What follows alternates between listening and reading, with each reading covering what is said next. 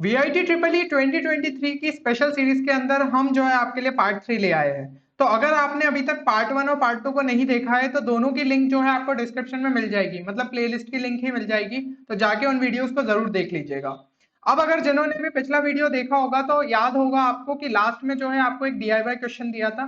Question कोई मुश्किल नहीं था, एसेंट्रिसिटी एलिप्स के निकालनी थी। बट चैलेंज यहाँ पे यही था कि इसको जो है आपको सॉल्व करना था 10 सेकंड से भी कम टाइम में। तो क्या आप जो है वो चीज कर पाए थे? क्योंकि कुछ स्टूडेंट ने यहाँ पे आंसर तो जरूर लिखे थे बट ये मेंशन नहीं किया था कि क्या उनका जो है टाइम कम लगा था या फिर नहीं। तो चलिए फिर देखते हैं इस चीज को। एंड यहाँ पे एक और इम्पॉर्टेंट चीज कि हमारा जो है VIT ट्रिपल ई 2023 का बूस्टर पैकेज भी आप सभी के लिए अवेलेबल है, जिसके अंदर आपको जो है मॉक टेस्ट प्रैक्टिस के लिए मिल जाते हैं, साथ ही साथ एप्टीट्यूड और इंग्लिश सेक्शन जो कि स्टूडेंट्स को उतना ज्यादा फेमिलियर नहीं होता है वो कवर्ड है, और साथ ही साथ एक्सक्लूसिव शॉर्ट ट्रिक्स भी, स्पेशली मैथ सेक्शन में जहां पे हमें काफी ज्यादा टाइम लगता है। तो ये रिसोर्स लास्ट टाइम के लिए आपको जो है बहुत ज्यादा हेल्प करेगा, तो इसको आप जरूर से जो है चेक कर सकते हैं। अब बात कर लेते हैं हम इस क्वेश्चन की। तो यहाँ पे एसेंट्रिसिटी ऑफ एलिप्स पूछा है। अब देखो, एक नॉर्मल अप्रोच जो कि स्टूडेंट्स का रहेगा, तो सिंपली आपने ये बोर्ड लेवल का ही क्वेश्चन है, कैसे सॉल्व करते हो? यहाँ पे आप जो है सबसे पहले ट्राई करोगे परफेक्ट स्क्वायर बनाने का, एक्स के टर्म्स में और वाई के टर्म्स में अलग अलग। तो यहाँ पे y का और कोई टर्म इन्वॉल्व नहीं है, तो यहाँ तो बस वाई स्क्वायर बचेगा। x के लिए अगर हम देखें तो 4 को कॉमन ले लो, एक्स स्क्वायर लिख लिया। यहाँ पे -16x को हम यहाँ पे -4x लिख सकते हैं क्योंकि 4 ऑलरेडी हम कॉमन निकाल चुके हैं। और यहाँ पे +9y² इक्वल टू 20। अब इसको अगर हमें परफेक्ट स्क्वायर कंप्लीट करना है तो हम क्या करेंगे, इसको x² -4x +4 यहाँ पे कर देंगे, तो ये x-2 का होल स्क्वायर बन जाएगा।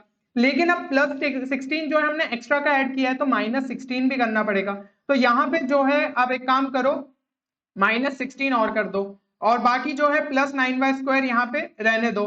तो ये हमारा जो है इस तरीके से इक्वल टू यहाँ पे 20 आ गया। देन यहाँ पे जो है ये हमारा बन जाएगा 4x-2 का होल स्क्वायर और +9y² इक्वल टू 36। अब इसको यहाँ पे डिवाइड कर दे तो ये बन गया x-2 का whole square divided by 9 plus ये हो जाएगा y²/4 इज इक्वल टू 1, है ना। इस तरीके से जो हमें यहाँ पे एक्सप्रेशन मिल गया, तो स्टैंडर्ड इक्वेशन टाइप के फॉर्म में आ गया है। बस इसको अगर हम कंपेयर करें x² + y² + b² equal to 1, तो a² हमारा यहाँ से मिल जाएगा 9 और b² हमें मिल गया 4। तो एसेंट्रिसिटी हमारी क्या हो जाएगी, √1 - b²/a²। तो ये बेसिकली आ गया √1 - 4/9, यानी कि ये आ गया आपका √5/9 which is equal to √5/3।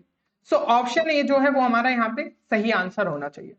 But आप देख रहे हो यहाँ पे थोड़ी बहुत यार अपन को स्टेप्स जो है परफॉर्म करनी पड़ी, तब जाके अपन फाइनल आंसर तक पहुंचे। तो 10 सेकंड तो नहीं लगते, थोड़ा सा सॉल्व करने में टाइम लग जाता। और यहाँ पे अगर वाई वाले में भी जो है कुछ एक परफेक्ट स्क्वायर बन रहा होता तो और थोड़ा सा एक्स्ट्रा टाइम हमें लग जाता।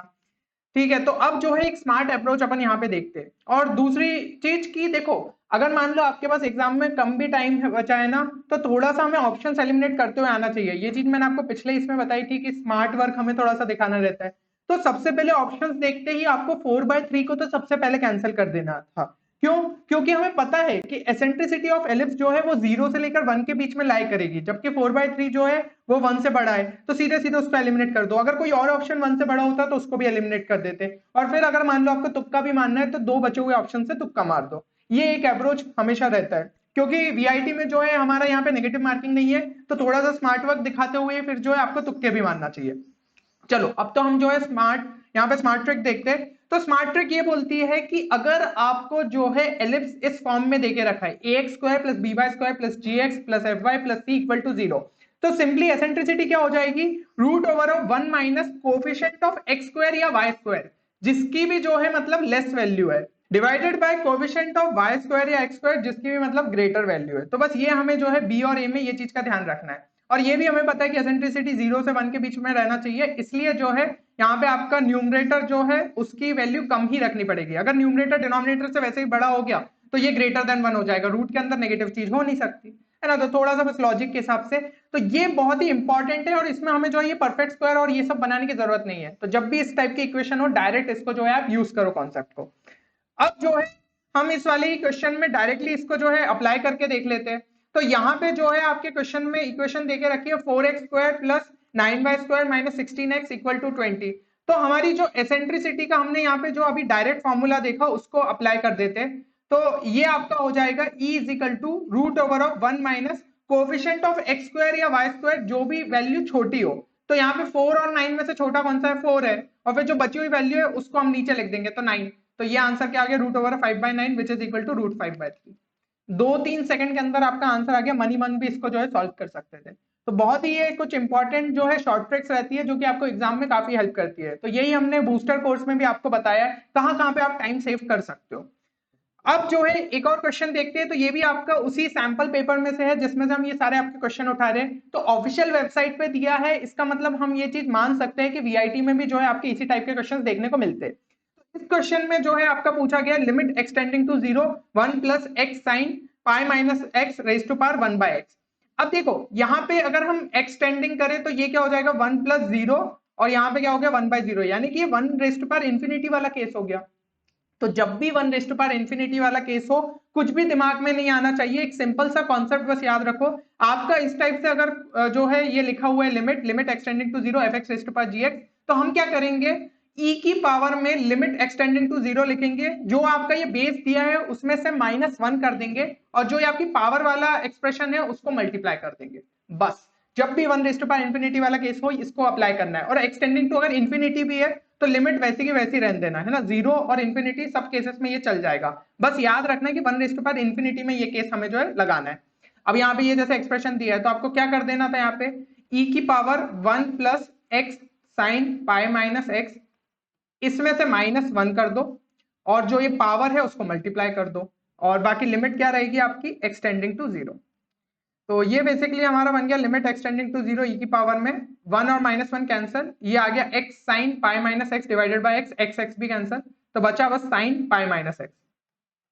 तो x भी अगर 0 कर दिया तो ये क्या हो जाएगा sine pi which is equal to 0। तो e की पावर 0 क्या होता है, इक्वल टू 1। तो ऑप्शन सी जो है वो हमारा सही आंसर हो जाएगा। तो कितना मतलब सिंपल था, अगर हमें जो है इस टाइप के छोटे मोटे कॉन्सेप्ट्स पता होते हैं तो क्वेश्चन वीआईटी में इजी आएंगे। बस दिक्कत क्या रहेगी, स्पीड की दिक्कत रहती है। तो स्पीड जो है अच्छी खासी इंप्रूव रखना और आपका जो है यहाँ पे बढ़िया नंबर आ सकते हैं। अब एक और DIY क्वेश्चन नेक्स्ट पार्ट के लिए, तो जल्द से जल्द ट्राई करेंगे नेक्स्ट पार्ट लाने का। तो ट्राई करिएगा इस क्वेश्चन को भी सॉल्व करने का, उसी सैंपल पेपर का है। और यहाँ पे जो है चैलेंज है कि इसको भी आपको 10 सेकंड से कम टाइम में करना है। क्वेश्चन इजी ही है अगर आप जो है नॉर्मल अप्रोच से भी जाते हो, लेकिन वही टाइम का जो है यहाँ पे सबसे बड़ा कंस्ट्रेंट हो जाता है।